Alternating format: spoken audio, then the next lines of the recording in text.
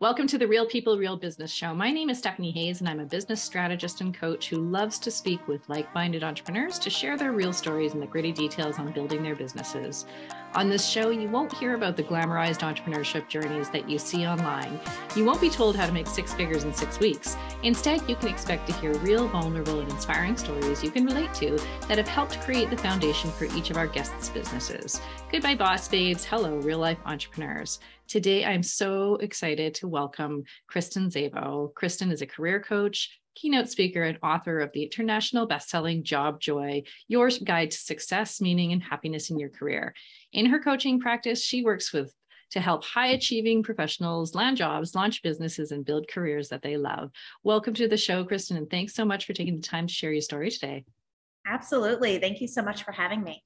I'm honored. So let's dive in. Tell me your story. How did you get to where you are right now?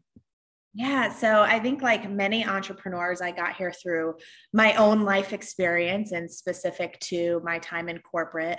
Before I launched my business, I had, depending on what I count, 15 to 18 years in traditional corporate roles. And I was the good girl. I got good grades in school. I went to college. I got a good job out of school, really, a good title, a lot of earning potential. I played the game. I climbed the corporate ladder. And, I found myself by all outside measures. I was successful and I should have been happy. And this is what I wanted. And I was living in New York City. I was making really good money for a 20-something-year-old. And yet I found that I was the most unhappy I ever was. And so I had my own little spiral, which I think a lot of us are having, post-pandemic. Who am I? What am I doing? Is this how I want to live my life? And I didn't know it at the time, but that was really when it was really the start of finding myself, figuring out why I was truly unhappy at work. I changed careers, and that was really the beginning of my career coaching business, because people looked at what I did and they're like, wait, how'd you completely change careers, and how'd you get a promotion out of it at the same time? Can you show me? And so I was doing that on the side of my new corporate job for fun. And, before I knew it, I had to take my own advice. And I wrote Job Joy, and I had some stickiness around the idea of being a coach. This was many years ago. And I think, some of that is, as more and more people get coaches, it's not that way anymore. But, I wasn't sure I wanted to be a coach, and what would that mean? And yet, through the process of writing Job Joy about how to really define success on your own terms, how to build not just a job, but a life you love, I had to really look at myself and say, hey, this is what I really want to do. And there's all these other reasons I'm not doing it. And so I needed to walk the talk. And so I launched my business post writing Job Joy. I couldn't go back to cubicle life. What were you doing in your corporate career? Like, were you actually in HR or helping people with their careers, or was it something totally different? Yeah, so I had a lot of different careers. I started when I was in college. I was teaching. My post-MBA job, I was in investment banking. Then I was in financial consulting for restructuring companies going through Chapter 11 for about 10 years. Then I changed careers to do marketing and strategy for Fortune 500 companies. And through all of this, of course, I had my personal experience of changing jobs and changing careers, but I was doing a lot of mentoring, and I was writing this was when blogs were kind of a new thing. I was writing for career blogs about the process. And of course, at the time, I didn't know I would become a coach, but looking backwards, all the seeds were there. So of course, I've got a lot of contacts and a lot of people that I worked with who were recruiters and HR. But what really differentiates my work is that I'm not just looking at it from the point of view of a recruiter or an HR, but actually from the point of view of a hiring manager, from the point of the view of the people who are actually making the decisions and actually needing to add these people to their teams. So who are your clients? Yeah, so I have a couple different types of clients. Number one is the corporate job seeker, someone who's stepping into leadership, someone who either wants a new job or they want to change careers, but they want to make sure they're doing it the right way, landing the right job. Because everyone I work with, they could get a job, but it's not about just getting a job, but the right job.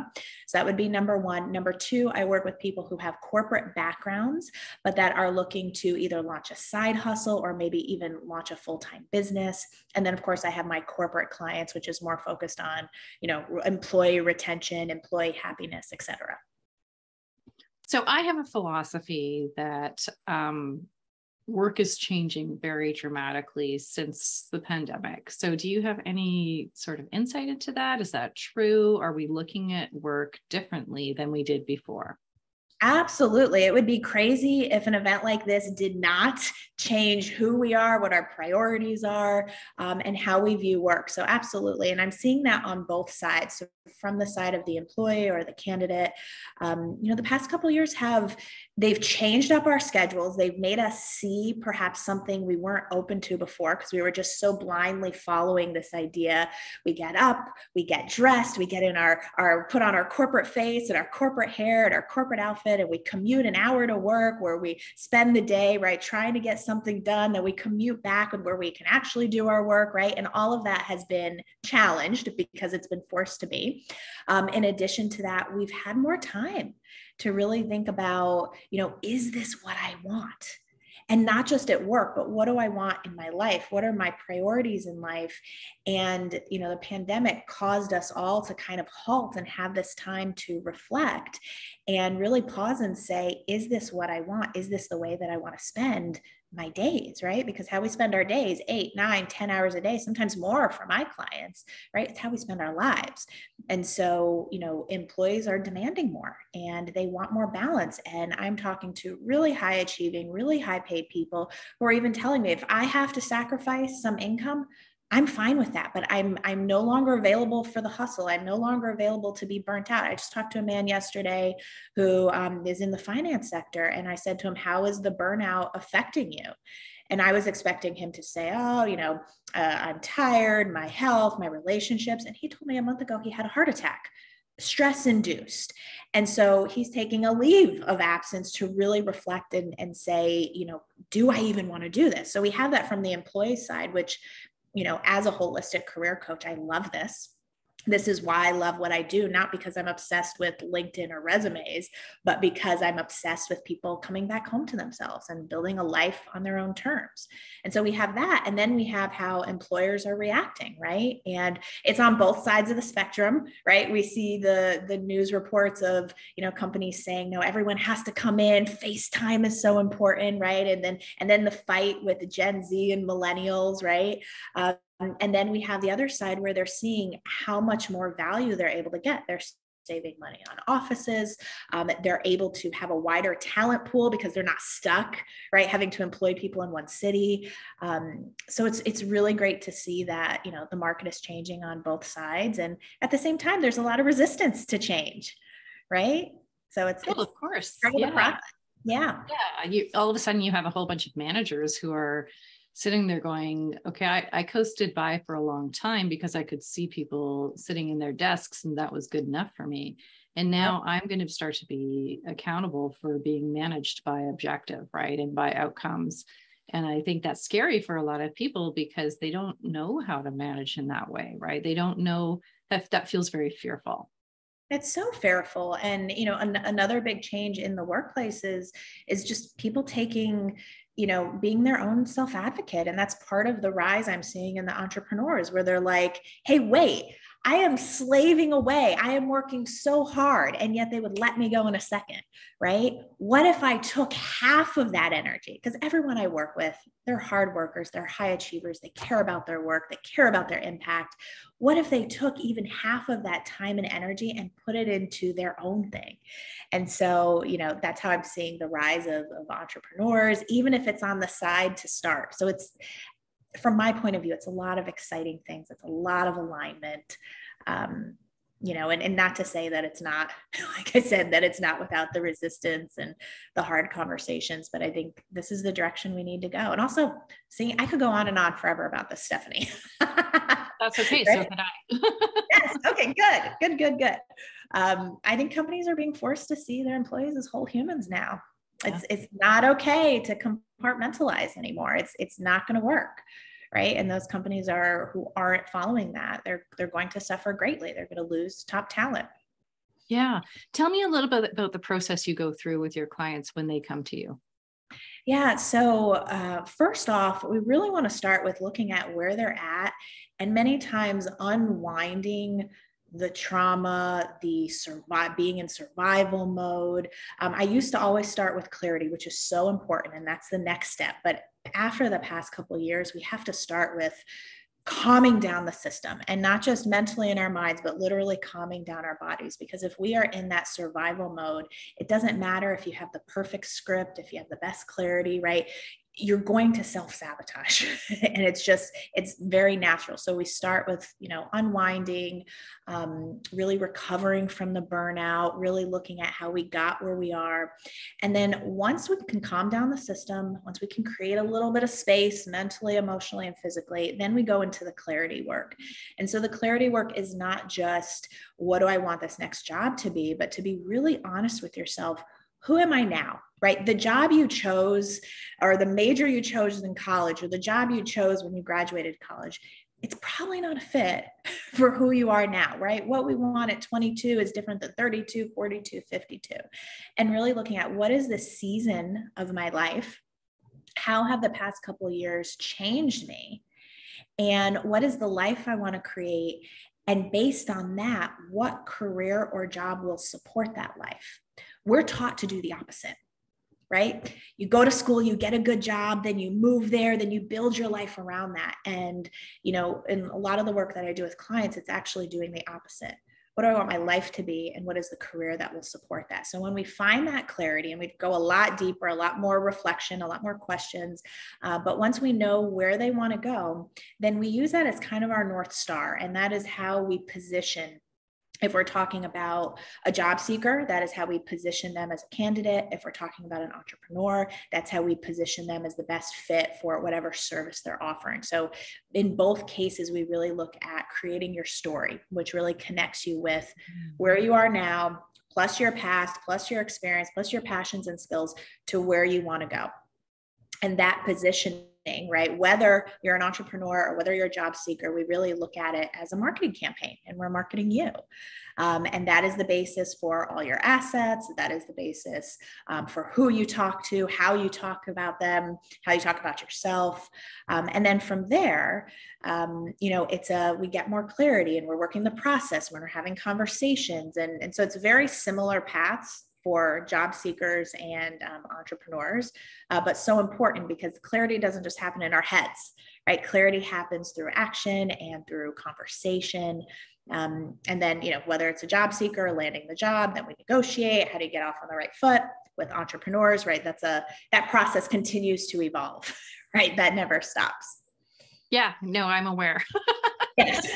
This is very much what I spend a lot of time with my clients doing, and that even when they've started their business, 2-3 years later, it's a very different business, and it'll continue to evolve. And as long as we can be comfortable, and that I think is what previous generations were not comfortable with, is the ongoing change that happens. In fact, it was viewed as very like there's something wrong with you if your career continues to change. And I know in my career, I spent 25 years as a business consultant, but I was doing all sorts of things, right? And I was in the technical space, and I was a project manager, and I was a business analyst, and I was a solution architect, and I would do some design, and tried all the different things. And that's fine. And I think it's really healthy in this day and age. But are you finding there's still a lot of holdovers where I'm 47, and I grew up in the world where you find a steady job and you stick with it. I never did that, but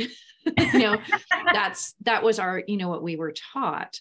And I think it's interesting. My dad asked me this the other day. He said, if someone just gave you all the money that would sustain you for the rest of your life, what would you do? And I said, I'd do what I'm doing.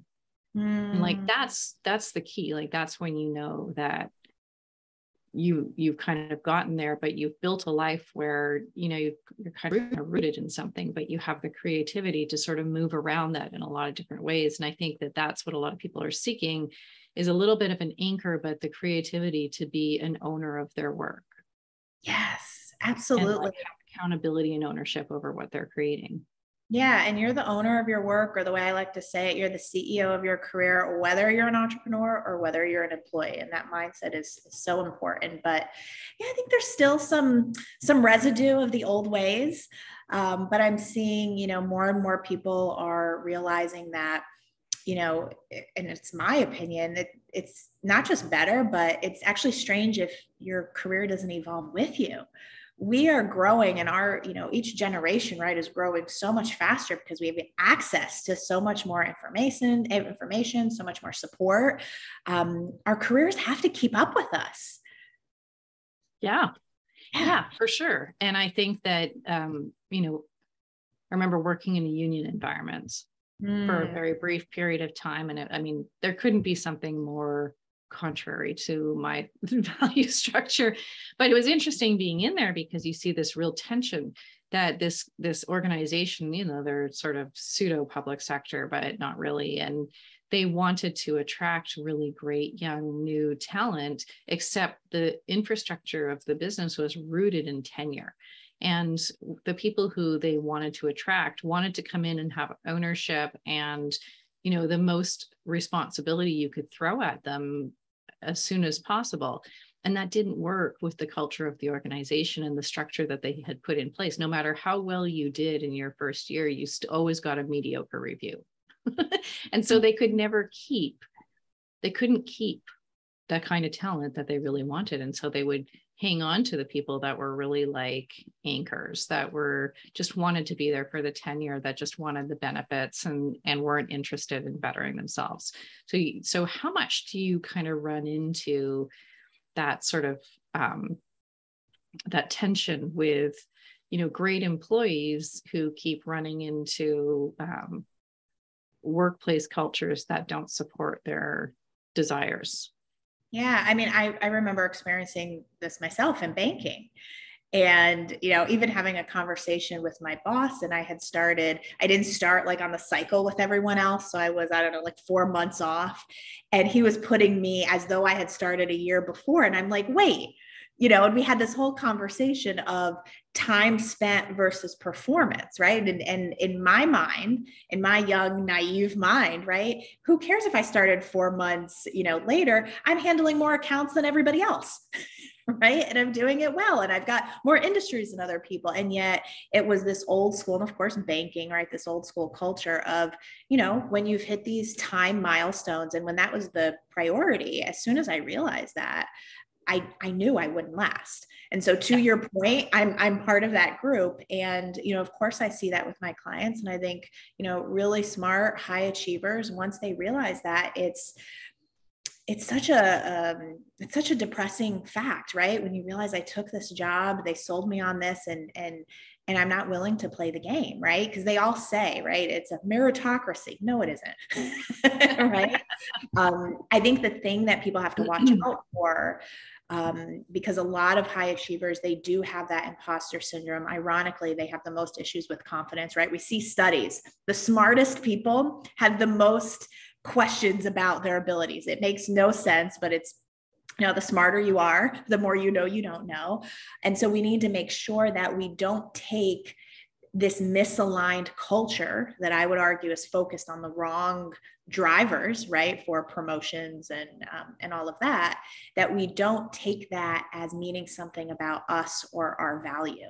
And when we do internalize that, right, that's where it can become really toxic. So that's why it's important to be surrounded by other people like you, surrounded by people who can, see what's really going on and get you in a better situation. So yes, it still happens all the time, but less and less. Yeah. I think that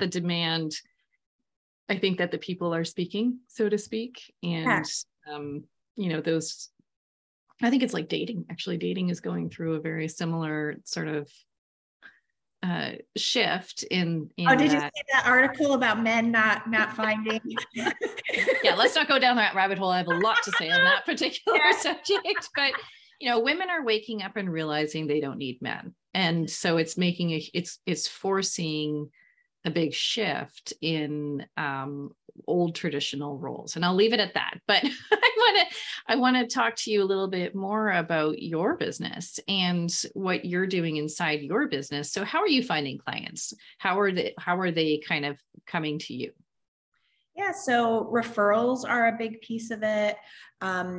A couple of years ago, I did do Facebook ads, and that was a great way to bring in aligned clients. But obviously, with everything going on there, I've taken a break from that. So definitely referrals, content. I'm on social media. I'm on LinkedIn. I'm also on TikTok, which, by the way, the people around my age, the high achievers, they're making their way. I'm getting investment bankers connecting with me there. So that's a really fun place. Of course, I'm on Instagram and Facebook. So a lot of organic and referrals. Of course, referrals from actual clients, their friends. When it comes to corporate work, I'll have clients who then, recommend me to come in and do a workshop for their company. So right now it's mostly organic. Yeah. I mean, that's pretty normal, right? Like, I think a lot of us sort of hire end service providers. That's really our bread and butter, right? And I'm on TikTok and I'm playing around with it too. Oh, yay. We'll have to connect. I am completely addicted to it for the educational content. Like I couldn't care less about it. And their algorithm is very, very good at serving me up the things that I'm interested in seeing.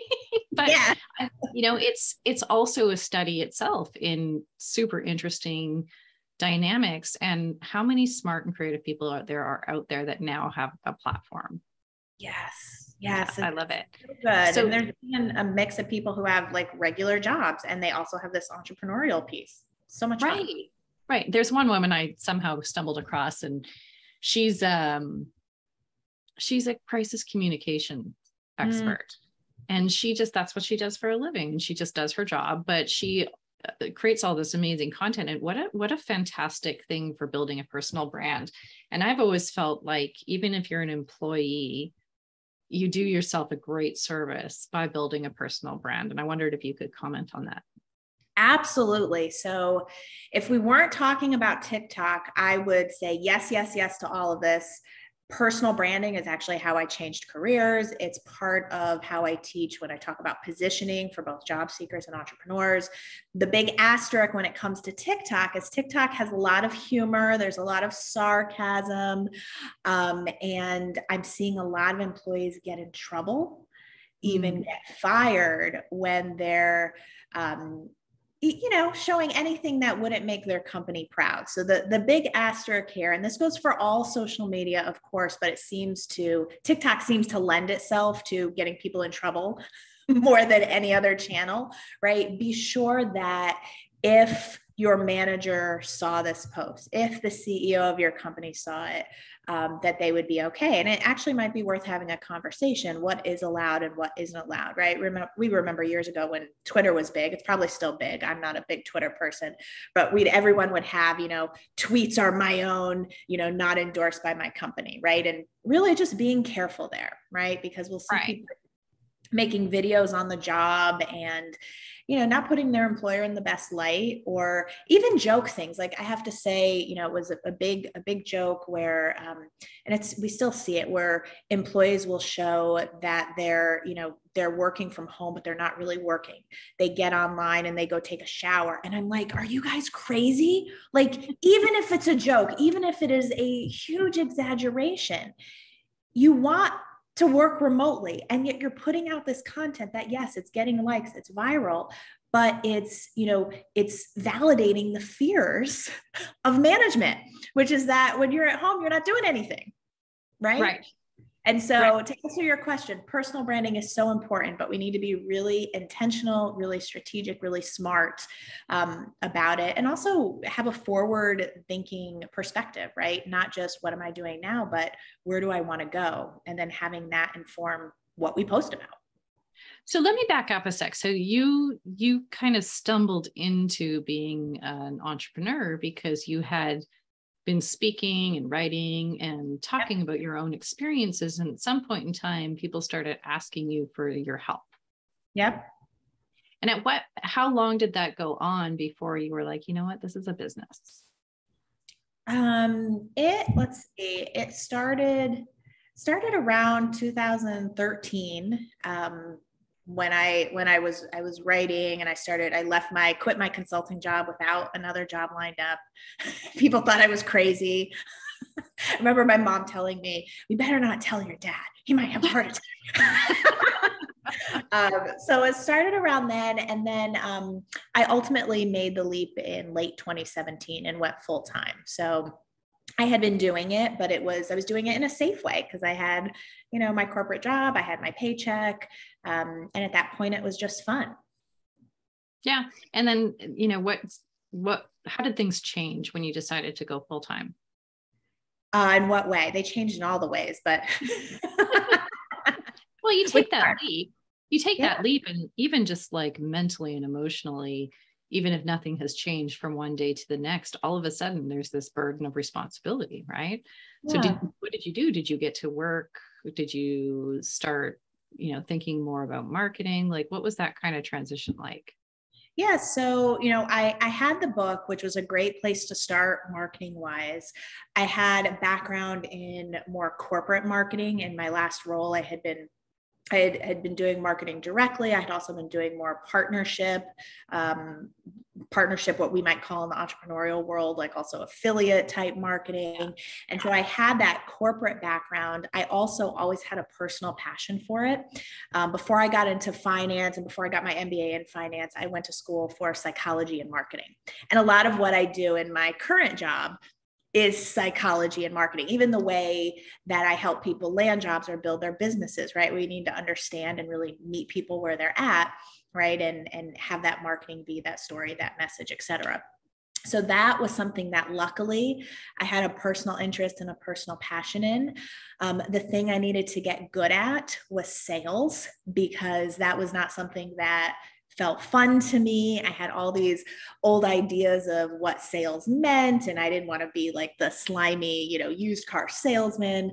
And so that was something that, probably the first thing I really had to work on, because if we can't be excited about what we have to offer, right? If we can't connect with people in that way, then we're never going to get to help them. We're never going to get to make the impact. And if we don't get to do that, then we don't get to stay in business, right? And then you're going to go get another corporate job where, you're not making the impact, you're not making a difference, and your soul isn't full. So that would probably be the first thing I had to work on. It was definitely scary to invest in coaches. That was the first year of business. All my money was in coaches and programs and really making sure that I understood, the entrepreneurial world.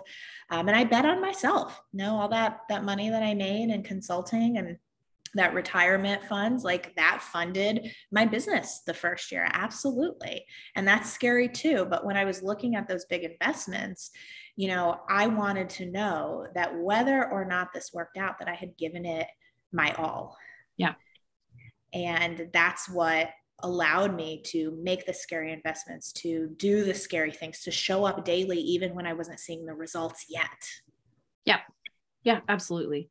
And what do you know now that you wish you had known then? Such a good question. Probably so many things. I would say what I've learned along the way, and it's very hard. If I were to go back to my younger self, I'm not sure she would have truly grasped this. But it's not just about the tactics and the strategies, the energy. So important. And if anyone's listening to this and they're still in their corporate role, or they're, like I was, very, very strong in the masculine, the planning, the strategy, the doing, I can feel them rolling their eyes. The energy, blah, blah, blah.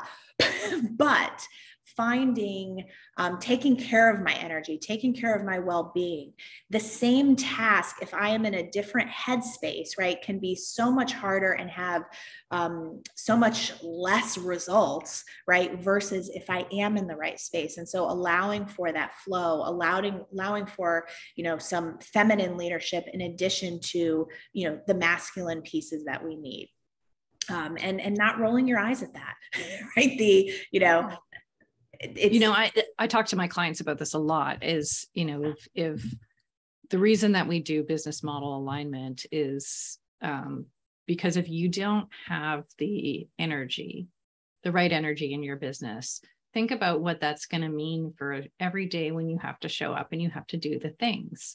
You're not doing them in the service of something that really lights you up or something that is fully aligned with who you are as an individual. And I don't mean passion like, oh, yay, I like photography. I mean, like there is a business passion that you have that you need to discover. And this is kind of the work that we do. And when that is evident, everything else falls into alignment. And so we need to protect that. And that energy is incredibly important. It's not something about, woo-woo, spiritual, anything. It's like how we're showing up and how we are aligning the passions that we do have and the things that we want to do. And that is like night and day in terms of people who have businesses. Yeah, it's huge. And you can feel it. You can feel the difference when someone shows up. And, another thing as a former good girl, good student, I would say, yes, learn the rules, learn the strategies, but don't forget that you get to make this your own, right? Don't lose sight of yourself, right? And the reason that you went into business, in the first place. Like we can connect with an entrepreneur and say, oh, I want them to be my mentor, but, learn the strategy, yes, right? But learn it so that you can make it your own, right? Because if you end up leaving your corporate job, launching a business, and then basically following someone else's rules, you might as well have stayed in a corporate job, right? You're recreating the same, prison that, you might have felt in corporate. Yeah, 100% agree. So what's next for you? Yeah. Well, I'm going to continue a lot of the work that I'm doing now. It continues to evolve. I'm adding a lot more somatic work. I've been doing that, personally. And now as I'm embodying that is creeping into my work, which is really fun.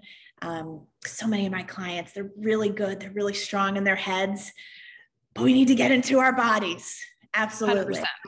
Yeah. I remember a therapist telling me once, she's like, you can't think your way out of this. I'm like, but I want to. Thinking is what got you in this mess. So some more development on that side. Anything else?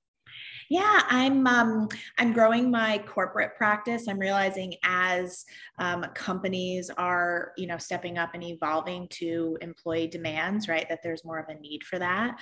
So that's been really fun. And also, I have my programs for both people in corporate as well as entrepreneurs. But I'm also looking at, growing the one-on-one, executive mentorship, which is really fun. We get to go really deep. No clients, journey is the same, which is, keeps it fun for both of us. So yeah, lots of fun. Yeah. I love that. I love that move into corporate work. It sounds like that's an audience that could really definitely benefit from your services, and finding that sort of bridge and that match between, both of those clients, I think would be a really interesting challenge for you. Yeah, absolutely. And it's so needed. And I think what I'm noticing already, even just adding, for example, some breath work to a corporate workshop, I'm able to do it because I'm not coming in as this super woo-woo spiritual, kind of on the fringes person. I've been there. I've had the investment banking job. I've had the consulting job. So it's grounded in that energy that is recognizable, which makes it a little bit easier or a little more palatable to people for, who this might be a brand new way to look at things. Yeah, I love hearing that. And I think that one of the places that I've becoming much more interested in is this marriage of entrepreneurship and corporate, and how those two are starting to sort of fit together, and people who are building businesses that do find that sort of bridge between entrepreneurship and the corporate world, and how we can inject a little bit of that into both. So I love that. So I have a question that I ask everyone. What's the difference between what we hear out there in kind of the business world, the online business world, and what's real? This could be a whole episode. I know. Yeah. And even in your intro, right, you kind of hit on this, but no one is an instant overnight success. when we see that, when it looks like that, right, that was years and years, likely decades in the making, right? So really watching when you're comparing, that would be one thing. Also, I hate when people say they're self-made. No one is self-made. We all need others. We all need community. We need our friends. No one is doing this alone. That is a lie. It's an absolute, and it doesn't matter, again, whether you're an entrepreneur, whether you're in corporate, no one is doing this alone. So that's something that makes my eyes roll. And it's not giving credit, right, to the mentors and your colleagues who have been, on the journey with you. And I think, something else which we touched on before, but really, we see all this outer work and just follow my 5-step process, right? Or you said 6 figures in 6 weeks. And that is very much on the external, on the outside, on the, X step formula. But what we're not seeing, again, the kind of real versus what we see is all the inner work that's involved. So you can have the best strategies ever, right? But if deep down you don't think you're worthy of financial success, right, then it's not going to matter. You're only going to get so far in the success you have, which you will have success up to a certain point, but it's going to come through hustle and pushing and at the expense of your well-being.